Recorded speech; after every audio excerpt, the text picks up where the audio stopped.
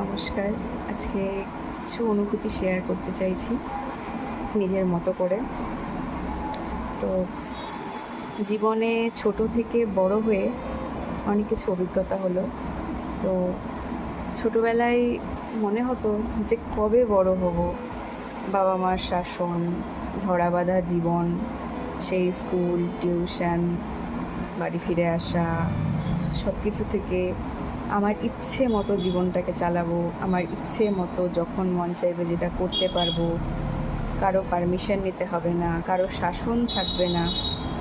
কিন্তু বিশ্বাস করুন, বড় হওয়ার পর মনে হচ্ছে বোধহয় সেই জীবনটাই ভালো ছিল। জীবনে কোনো স্ট্রেস ছিল না, কোনো কষ্ট ছিল না, কোনো চিন্তা করতে হবে ছিল না। মানে নিশ্চিন্তে ঘুমিয়ে পড়তে পারতাম, টেনশন ফ্রি স্লিপ হতো। কোনো চিন্তা নেই যে কালকে কি হবে। হ্যাঁ, একটা চিন্তা ছিল যে কাল টিউশনে পড়া দিতে হবে, টিচারের কাছে ভালো একটা ইমপ্রেশন তৈরি করতে হবে, সবার থেকে বেস্ট স্টুডেন্ট হয়ে থাকতে হবে। এটা বরাবরেরই ইচ্ছে ছিল, কিছুটা মায়ের শাসন আর কিছুটা নিজের ইচ্ছায়। কিন্তু বড় হওয়ার পর বুঝলাম জীবন বড়ই অদ্ভুত আর বিচিত্র। মানুষ বোধহয় কখনোই কোনো কিছুতে স্যাটিসফাই নয়, সব কিছুতেই প্রবলেম। মানে যখন ছোট ছিলাম, বড় হয়ে মনে হচ্ছে কেন বড় হলাম। বড় একটু যখন হয়েছি তখন মনে হচ্ছে ছোটোতেই তো ভালো ছিলাম। আমি জানি না আমার এটা স্যাটিসফ্যাকশনের প্রবলেম না আমার মতো অনেকেরই হয় এই সমস্যাটা। যাই হোক, তো কিছু কিছু অনুভূতি হয়তো বয়স বাড়ার সঙ্গে সঙ্গে পরিবর্তন হয়, এটা আমি নিজে প্রমাণ। আর কিছু কিছু ভালো লাগা যেটা ছোটোবেলায় ভালো লাগতো সেটা এখন আর ভালো লাগে না, আর যেটা এখন ভালো লাগে সেটা ওই ছোটো বয়সে ভালো লাগতো না। এখন মন চায় পড়তে, সময়ের অভাব। ছোটোবেলায় মার খেয়ে পড়তে বসতে হতো। জানি না, এই স্যাটিসফ্যাকশান প্রবলেমটা খুব বেশি করে ভুগছি। আর পড়ে রইল নিজের আত্ম অনুভূতি। সব মেয়েদের উদ্দেশ্যেই বলবো যে নিজের জন্য একটু হলেও সময় বেছে নিও, নইলে জীবনে এমন সিচুয়েশান আসে যে নিজেই নিজের সব থেকে বড় বক্তা ও শ্রোতা দুটোই হতে হয়। কারণ তুমি চাইলেই সবসময় কাউকে তোমার পাশে পাবে না, তুমি চাইলেই তোমার মতন করে শ্রোতা তুমি জোগাড় করতে পারবে না। অতএব নিজেই যদি নিজের বন্ধু হওয়া যায়, বোধহয় এর থেকে ভালো আর কিছু হয় না। কিন্তু তারপরেও আমরা কারো একটা সাপোর্ট, কারো একটা অবলম্বন খুঁজি, যে যার সঙ্গ পেলে হয়তো জীবনটা কিছুটা ভালো হয়। এক্ষেত্রে অবশ্যই বলবো একজন সঠিক লাইফ পার্টনার নির্বাচন একটা মেয়ের জীবনে মানে এত হিউজ ইম্পর্ট্যান্ট একটা ম্যাটার এটা। মানে বিয়ের পর এটা রিয়েলাইজ করেছি, বিয়ের আগে কিছুটা বুঝতাম, কারণ বাস্তবের সম্মুখীন না হলে তো মানুষ বুঝতে পারে না, তুমি যতই বোঝাও না কেন। তো আমি এটা কখনোই বলবো না যে বিয়ের আগে লাইফ আর বিয়ের পরের লাইফ দুটো একদম না। সরি, একদম না, এটা বলতেই পারবো না। দুটো লাইফ টোটালি ডিফারেন্ট। মানে বিয়ের আগে তুমি ঘুমিয়ে থাকো না সারাদিন, মা হয়তো বকা দেবে কিন্তু মুখের সামনে ঠিক খাবার তুলে দেবে। বিয়ের পর তুমি সারাদিন যদি শুয়ে থাকো, তুমি শান্তিতে না শুয়ে থাকতে পারবে, আর না মনে হবে যে আমি যদি রান্নাটা না করি হাজবেন্ড কী খাবে, বা শ্বশুরবাড়ির লোক কী খাবে। যাই হোক, আমার ক্ষেত্রে এক্সেপশন, আমার শাশুড়ি মা নেই, উনি গত হয়ে গেছেন।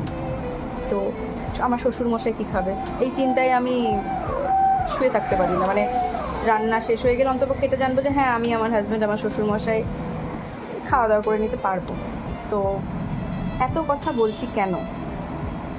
কারণ কিছু অভিজ্ঞতা নিজেকে বড্ড বেশি কষ্ট দিচ্ছে। মানে ধরুন, আমার কাছে যখন টাকা ছিল না, তবু অল্প অল্প করে সেভিংস করে কিছু কিছু জিনিস ক্রিয়েট করতাম। হয়তো টাকাটা অনেক খরচা হতো, বার্গেনিং জানতাম না, কিন্তু ভালো ছিল, ভালো মেমোরি দিয়েছিল। আজকে হয়তো নিজে কিছু টাকা হলেও ইনকাম করি, চাইলেই করতে পারি, কিন্তু কিছু দায়িত্ব, কিছু দায়িত্বের বোঝা, কিছু বাঁধা ধরা শিডিউল, যা আর করতে মন চায় না। জানি না এত বেশিও বয়স্ক হয়ে যায়নি যে ভালো না লাগার মতন কিছু, বা হাজব্যান্ড করতে বাধা দেয় এমনটাও নয়। এই যে বয়স সত্যিই বড্ড অদ্ভুত। কখন কোন জিনিসটা ভালো লাগবে আর কোন জিনিসটা খারাপ লাগবে সত্যি নিজে পুরো কনফিউজড। মানে আমি বয়স্ক হয়ে গেছি, আমার মন পুরোনো দিনে চলে গেছে, নাকি আমার মন প্রেজেন্টে আছে, আমি দায়িত্ববান বা ম্যাচিওর হয়ে গেছি, বুঝতে পারছি না। তো সবাইকে একটা কথা বলবো, নিজে পায়ে আগে প্রতিষ্ঠিত হও। বিয়ের পর স্ট্রাগলটা না অনেক বেশি প্রতিষ্ঠিত হওয়ার জন্য। পারিপার্শ্বিক অনেক দায়িত্ব চলে আসে, মানে তুমি না চাইলেও অটোমেটিক চলে আসে। তো বিয়ের আগেই চেষ্টা করো নিজে পায়ে দাঁড়াবার, নিজে সেলফ ইন্ডিপেন্ডেন্ট হবার। এতে করে অন্ততপক্ষে ফিনান্সিয়াল সাপোর্টটা তুমি পেয়ে যাবে। মেন্টাল সাপোর্ট সাময়িক পেলেও পেতে পারো যদি লাক ভালো হয়, হাজব্যান্ড যদি ভালো হয় তো আরোই সোনায় সোহাগা। তো ছোটো বয়সে মজাগুলো করে নাও, মানে এই হঠাৎ প্ল্যান ফ্রেন্ডসদের সাথে সিনেমা দেখতে যাওয়া, এই কলেজ বাঙ্ক করে হয়তো একটু রেস্টুরেন্টে গিয়ে সবাই মিলে আড্ডা মারা, ছোটো ছোটো জিনিসগুলো করে নাও। কারণ এই যে সময়টা না, হোস্টেল লাইফ, কলেজ লাইফ চলে গেলে ভাই জীবনে আর কখনো ফিরে আসে না। অন্ততপক্ষে আমি তো আর পাইনি। হাজব্যান্ডের সাথে রেস্টুরেন্টে খেতে যাবে, ভালো ভালো খাবার খাবে, ভালো ভালো রেস্টুরেন্টে যাবে, কিন্তু ওই সময়ের যে ক্রেজটা, ওই সময়ের যে আনন্দটা ভাই এখন তুমি পাবে না। মেমোরি তো ক্রিয়েট হবে হাজব্যান্ডের সাথেও, কিন্তু সেই যে ফ্রেন্ডশিপগুলো মাঝে মাঝে বড্ড চারা দেবে। হয়তো মেসেজ টাইপ করবে, ফ্রেন্ডকে পাঠাতে গিয়ে ভাববে কি জানি ও বোধহয় ব্যস্ত, থাক ওকে আর মেসেজ করবো না। বা ও যদি ভেবে বসে বেশি ভাবছে। এই বোধগুলো তো আগে ছোটোবেলায় থাকে না, যে আমি ওকে মেসেজটা করলে ও কি ভাববে, অত ভাবনা চিন্তা ছিল না, এটা বলে দিলাম ব্যাস, চল প্ল্যান হলে বলো, না হলে না হলে। কিন্তু বড্ড অসুবিধে হয় যখন বড় হয়ে অনেক কিছু বুঝতে শিখি, বা আমাদের পারিপার্শ্বিক সিচুয়েশান আমাদেরকে কমপ্লিকেটেড করে তোলে। সমস্যাটা ঠিক তখন চারিদিকের অনেক ভাবনা চিন্তা তোমার মাথায় এসে ভিড় পড়বে, আর তুমি চাইলেও পারবে না সেই ভাবনাগুলো থেকে বেরিয়ে আসতে, বা তোমাকে সমাজের কিছু বাধা ধরা নিয়মে তুমি আটকে দেবে, সম্ভব নয়। তো প্রত্যেকটা মেয়ের কাছে আমি একটাই কথা বলবো, যারা টিনেজ আছো, প্লিজ নিজের পায়ে আগে প্রতিষ্ঠিত হও। বয়ফ্রেন্ড লাভার সব থাকবে, যে যাবার সে যাবেই, আর যে থাকবার হাজার তাড়িয়ে দিলেও ভাই সে যাবে না, এটা রিয়েল কথা। আর হয়তো তখন মনে হয় যে বাবা খুব শাসন করছে, আমার মা কেমন একটা, বাবা কেমন একটা, আমার মনের কথা বোঝে না। কিন্তু বিশ্বাস করো, বাবা মাই আসল বন্ধু, বাবা মাই তোমার বিপদে সবার আগে থাকবে। নো ওয়ান, কেউ থাকবে না, কেউ না। বিপদে একবার পড়ে দেখবে, যদি হয় মনে হয় বিপদে পড়ে দেখবে, মানে দরকার পড়লে ফেক নাটক করে বিপদের ঘটনা ঘটিয়ে দেখিও, দেখবে সবার আগে বাবা মাই থাকবে, কেউ থাকবে না। হ্যাঁ, হাতে কোন দু চারটে বন্ধু পাবে তুমি, যারা তোমার বিপদে পাশে এসে দাঁড়াবে, সেটা সবার ক্ষেত্রে, কিন্তু সেটা সাময়িক। তাদের নিজস্ব জীবন যাতে নিজস্ব ছন্দে, সেই বন্ধু বান্ধবীও আপন পথেই চলবে, কেউ তোমার জন্য অপেক্ষা করবে না ভাই। আর নিজের লাইফ, নিজের কেরিয়ার, সবার আগে নিজেকে ভালোবাসো। নিজেকে ভালোবাসাটা প্রচণ্ড দরকার। তুমি যদি নিজেকে ভালো না বাসতে পারো, তুমি দুনিয়াকেও ভালোবাসতে পারবে না, বা দুনিয়ার কাউকেই ভালোবাসতে পারবে না। সো নিজেকে ভালোবাসো, নিজের কথা ভাবো, নিজের মনের খোঁজ নাও, তোমার মন কী চায়, তো নিজে প্রতিষ্ঠিত হও, এটাই। তারপর বিয়ের সিদ্ধান্ত নেবে। আর বিয়ের সিদ্ধান্ত নেবার আগে 100 বার না, 1,00,000 বার ভাববে যে আমি যার হাত ধরে এগোচ্ছি সেটা কি আমি ঠিক ডিসিশান নিচ্ছি। শুধু তার ব্যাকগ্রাউন্ড, সে অনেক ভালো চাকরি করে এই দেখে বিয়ে করো না।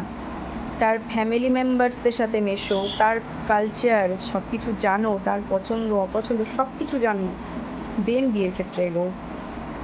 নইলে অ্যাডজাস্ট করা খুব কঠিন, খুবই কঠিন।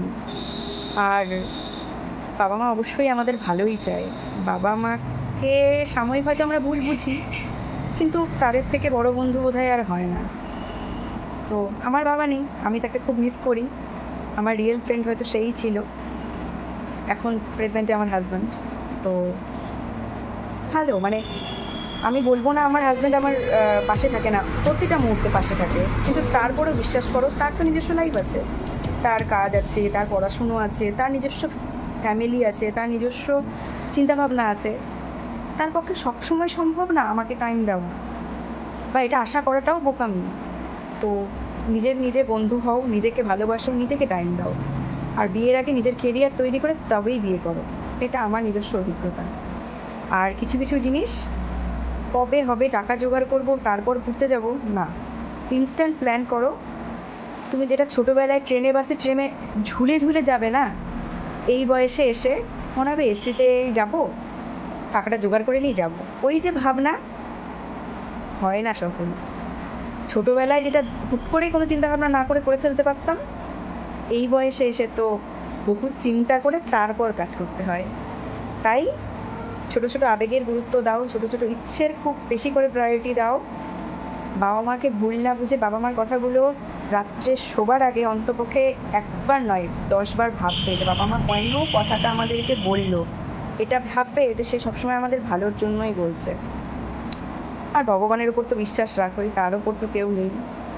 তো আমি আমার বক্তব্য বললাম, জানি না ঠিক ভুল কতটা বলতে পেরেছি, বাট নিজস্ব মতামত শেয়ার করলাম। যদি কিছু ভুল বলে থাকি তোমরা বলো আমাকে। এটা সেলফ রিয়েলাইজেশন বলতে পারো আমার, বা টিনেজদেরকে কিছুটা অ্যালার্ট করলাম, এই আর কি। যাই হোক, সবাই ভালো থেকো, হ্যাপি থেকো, বাই।